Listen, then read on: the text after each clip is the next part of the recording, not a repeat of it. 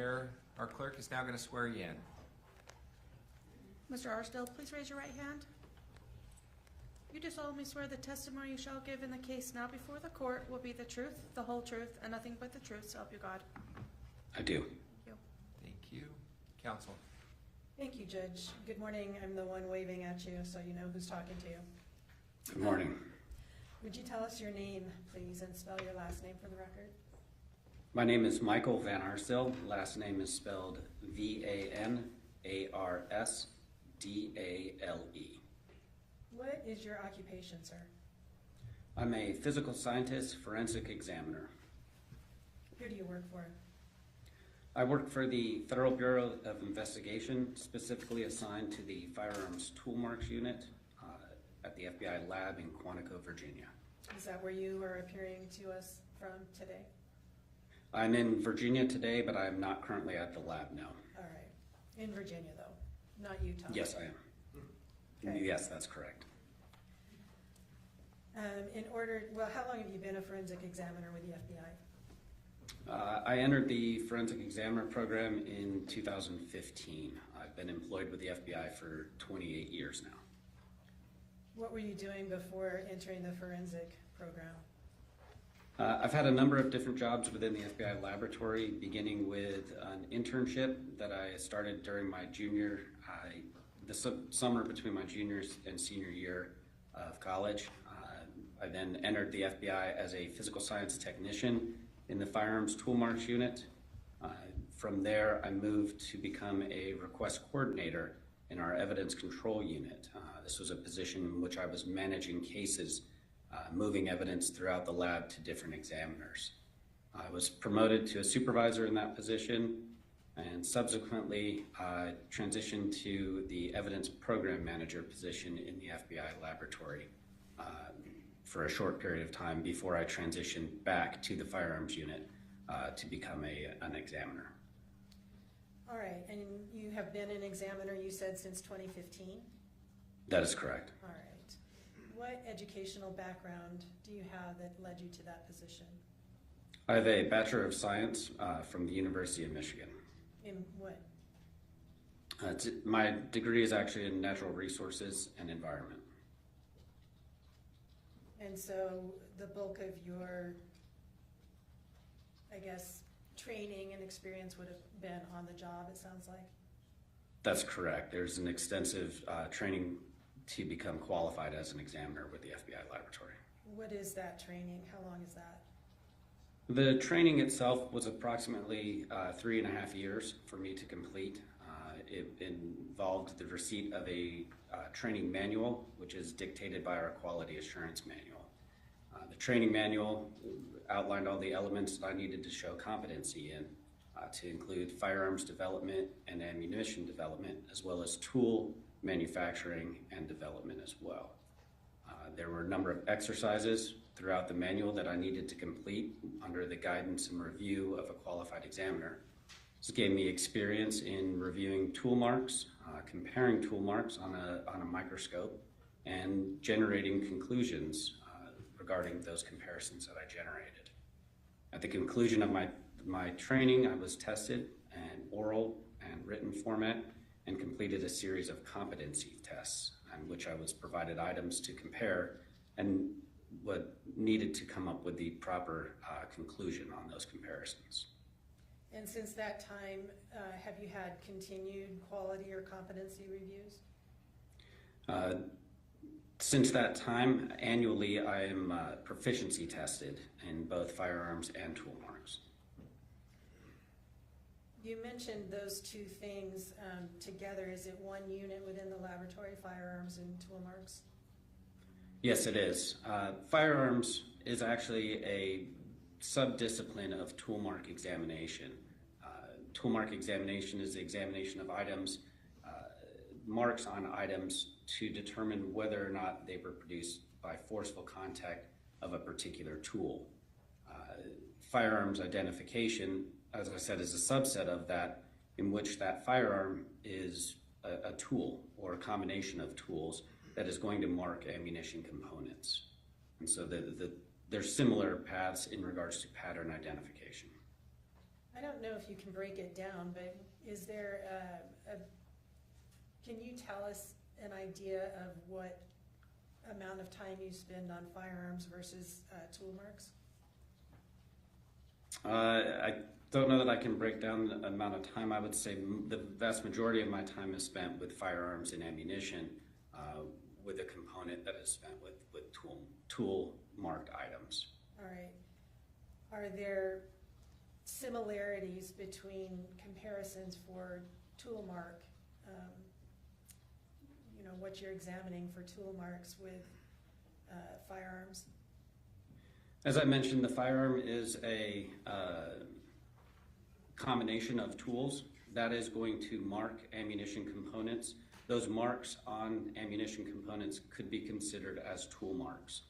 So you have areas from the barrel, the firing pin, the extractor. Those are all going to leave marks on the ammunition components, the bullets and cartridge cases, and that pattern would then be compared back. Very similar to a screwdriver marking an object, leaving a striation, that would be considered a tool mark, and the comparison or the pattern on that object to that screwdriver. They're very synonymous. Okay. How do you examine items? Is it just visually or something else?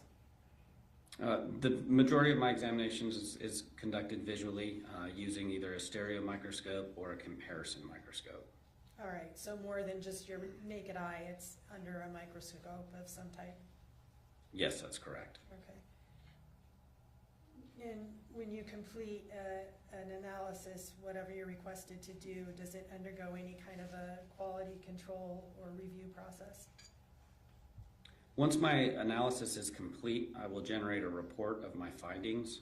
My report, as well as all of my notes, will undergo a technical review in which another qualified examiner will review all of my findings and my report prior to issuance. After that technical review is complete, an administrative review will be done, which is typically done by a supervisor within the unit. And they're again going to review through my notes as well as my report to make sure I followed appropriate procedures and protocols, and that my report and my findings are logical and clearly understood. Is part of your job to also perform technical reviews of other analysts' work? Yes, I will perform both technical and administrative reviews. I talked to Dr. Chad Moore just recently, just before you, about the certifications of your laboratory, and I would assume that those same certifications apply to your division in the laboratory? Yes, that's correct. All right, so I don't need to go over that unless there's something different about tool marks from the forensics examination that he does. Is that fair to say? Yes, I would say that's fair to say. Okay. When you receive an item, what information do you receive with it for your examination? When items are received in the laboratory, they're generally shipped to the laboratory through some trackable method. They're received by our evidence management unit, and they'll be assigned a laboratory number. Within that laboratory number, that will be the tracking for that case through the building. The items that were submitted will be assigned an item number, and that will be documented on the chain of custody for each transfer. All of this information will go into our laboratory management system, our LIMS system. So we have a digital chain of custody, as well as copies of any incoming communication that was generated by the contributor providing us case information. So I will have that item, I will have a description of the item that was submitted along with the item number that was assigned in our evidence management unit or the unit that conducted inventory. And then a brief synopsis of the case within that management system. Okay. As I understand it from talking to Dr. Moore, you were essentially brought into this particular case by him. Is that accurate? That is my understanding as well, yes. And tell us what happened to get your involvement here. My understanding was that Dr. Moore had contacted the contributor, and a subsequent request beyond chemical analysis request was to determine if a portion of a vial had been punctured or marked with any kind of tool marks. Okay. How did you begin that particular analysis? That analysis began by me actually receiving a vial of insulin from Dr. Moore. What did you do with it? At that point, the vial was closed. It had a cap present on top of it. My first job was to look at this cap, look at the insulin to see if there are any marks on the cap portion, the metal cap, that indicated that there was any entry other than the rubber stopper that was on top of the vial. Let me jump ahead a little bit because I'd like to refer to your report. Let me show you what's been marked as Exhibit 149.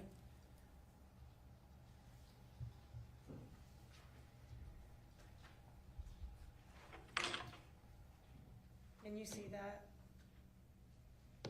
Mr. Benarza? Yes, I can. All right. And do you recognize that document?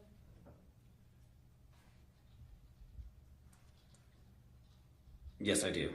What is it? That is a copy of the report that I generated regarding this case. All right, could we go down one page?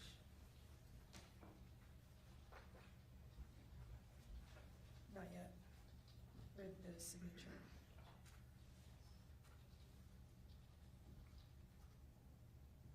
Okay. And this is page 4, I guess. Do you recognize the name on that document? Yes, that is my name.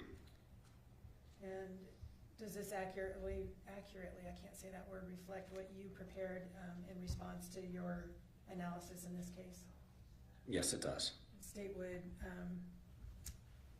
admit Exhibit 149. No objection. Thank Thank you. Court will receive State's Exhibit 149. Wish to publish? I do. And I'm assuming that's similarly just the conclusory report. This file also appears with the identification. This one contains the photographs that he took, so I wanted to Okay. include those. This is 13 pages then? Yes.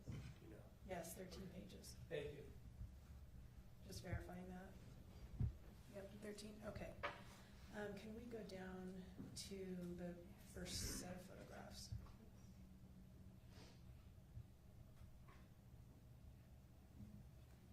Okay, does that look familiar to you, Mr. Van Arsdale? Yes, this is a copy of my notes generated during the analysis of for this case. Okay, what do these photographs reflect for you? These photographs are the as-received condition of the vial that I received from Dr. Moore. What did you note about that vial? At the time, I was looking at the metal silver cap on top of that vial, looking for any kind of markings that might be present. Did you find any? I did not note any markings, abnormal markings, or markings that didn't appear to be from the manufacturing. What did that indicate to you? To me at that time, it indicated that there was no apparent entry through the cap of this vial. This cap, let me first clarify, these two photographs are the same vial, correct, front and back? It's front, back, and actually if you were to move down, there's one more angle that I had taken that. So I had taken 3 photos just rotating that vial. Okay, all the same vial though. That is correct. Tell us about that cap. You're talking about the silvery kind of topper on that particular bottle? Yes, there is a metal cap that was crimped at the top of that bottle. And by crimped, what do you mean? It would be squeezed shut. Think of like a old bottle of Coke that had a metal cap, or a beer bottle that has a metal cap that is squeezed, crimped shut. Is this one that typically is intended to be opened manually? No, this would not be easily opened manually. All right, so, and you said you didn't know any indications of having been opened with any type of tool? No, I did not note any markings indicating that it had been opened. All right, and so what did you next do with that item? I subsequently returned this item to Dr. Moore. Dr. Moore in the chemistry unit had tools that could be used to uncrimp this and separate that cap from the vial. And if we could scroll down to the next set of photographs, please. Oops, those are closer up photos of the unmarked cap. That is correct. All right, and keep going.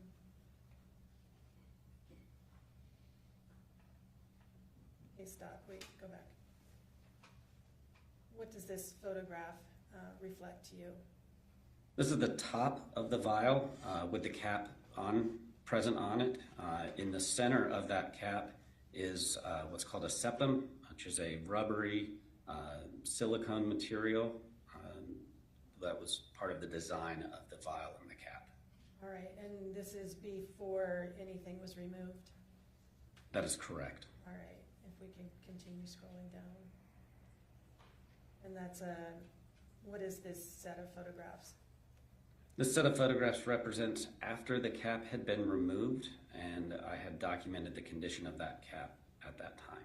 All right, in the photograph on the bottom, it looks like there are some alterations to the circularity, I guess, of the cap. What does that reflect to you? Again, in this and the next two photographs will document the condition after a crimping tool or decrimping tool was used to squeeze and release the crimp of the cap from the vial. Okay, is that what you mean by tool marks that we can see on these two photos on the top half of the page, sort of an almost indentation on that cap? Those would be good examples of tool marks placed on that cap now from a tool, a decrimping tool. All right, and that is what you received after Dr. Moore opened the bottle?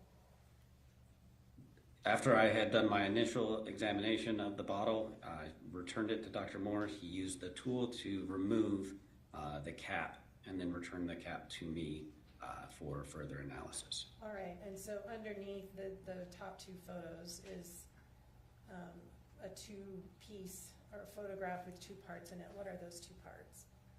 So as I mentioned before, when you saw the top of that vial, you had the metal ring of the cap, and then in the center was a septum, or that rubber material. This is a photograph after I had removed that rubber disc from inside that cap. So now that cap is two components, the metal ring and the rubber silicone septum. And the rubber silicone septum is the piece on the right side of that photograph? That is correct. Okay, what did you do with that item? I documented this item, photographing it top and bottom. What you see in this photograph would be the what I would consider the bottom, the inside facing the liquid. I then cleaned that material on the outside, on the exterior portion with some alcohol, and I began to look at that rubber or silicone material for any kind of indications of tool marks or any kind of penetrations. How did you look at it? Using the two microscopes in my lab suite, the stereo microscope and the comparison microscope, I began to look at that with different lighting and then begin to actually fold back the material or bend that material to kind of stretch to see if there were any kind of indications of holes that might be present. Before you put it under the microscope, were you able to discern anything in the septum of that item? On the exterior, I could note markings that were present on the item, but it really wasn't until I put it under the microscope that I could see that detail. All right, let's scroll down to the next photo, please. What do these photographs show you? And this is that septum. On the left is a photograph of the exterior. You can see that darker area. That would be the exposed portion. When this septum was in that cap, that was that exposed portion that you were able to see in the prior photograph. On the right is the interior, the inside that would face the liquid of that septum. All right, and that was as you were beginning your analysis of this item? That is correct. All right, can you scroll down some more, please? What is this photograph? This is a photograph of the interior side of that septum, and this is using my comparison microscope. I had taken that disc, that rubbery disc, and bent it back so that the two sides were nearly touching, and then looked along the middle portion of that. And what did you find? There were a number of holes that I was able to visualize through the interior portion of the septum. How many holes did you find? There were approximately 13. All right, and that is reflected in this photograph? Yes. Can we scroll down one more, please? What is this photograph? This is now a photograph of the exterior of the septum under magnification on my comparison microscope. This is during that examination that I was able to see indications of tool marks present on the exterior as well. And what type of tool marks were you able to discern would have caused those marks? These are perforations or punctures through that material. Do you have any opinion as to what would have caused those punctures through the material? They are physically consistent with a needle or very sharp, narrow object.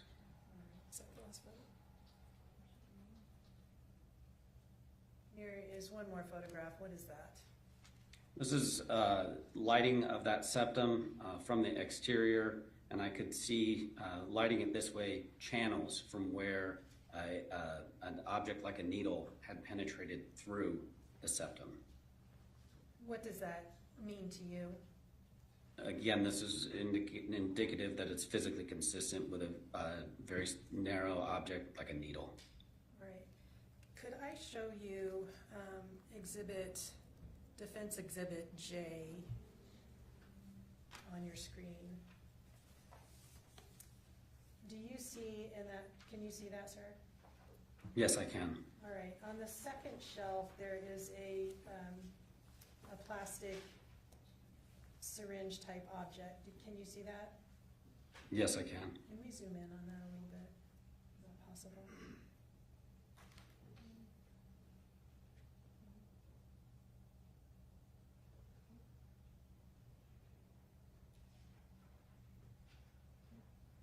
Do you have an opinion as to whether that item is consistent with the punctures that you saw in the septum of what you examined?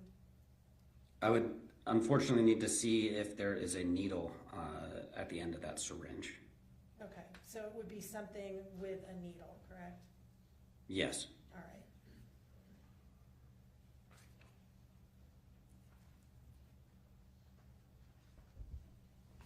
You said there were 13 puncture marks that you observed. Does that mean that it had been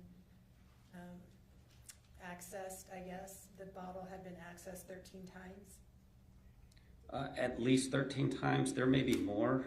If those marks, if a needle had penetrated through one or more of those holes multiple times, then I wouldn't be able to tell you the total number. Okay, so if it went through, it didn't make a new hole. Is that? Possibly, or crossed over from an exterior to one of the interior holes. The numbers could be different, but at least 13 entries. And were all of these punctures all the way through, or were some of them like just indentations? They appeared to penetrate all the way through. All 13? Again, it's hard for me to say. I did have 13 holes on the interior, so there were at least 13 entrances into that vial. Into the interior of the vial? That's correct. Okay. Thank you, sir. I think that's all the questions I have for you. Mr. Williams will likely have some as well. No, I don't. No questions. Can this witness be released? You can. Thank you so much. No objection. Thank you for being here, sir. You're free to go. Have a great rest of your day. Thank you very much. I admit that exhibit. You did 149. Yes, thank you. Yes, you did. Thank you, sir.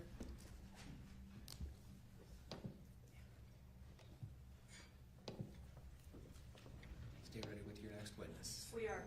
The state calls Dr. Kelsey DeSalvo.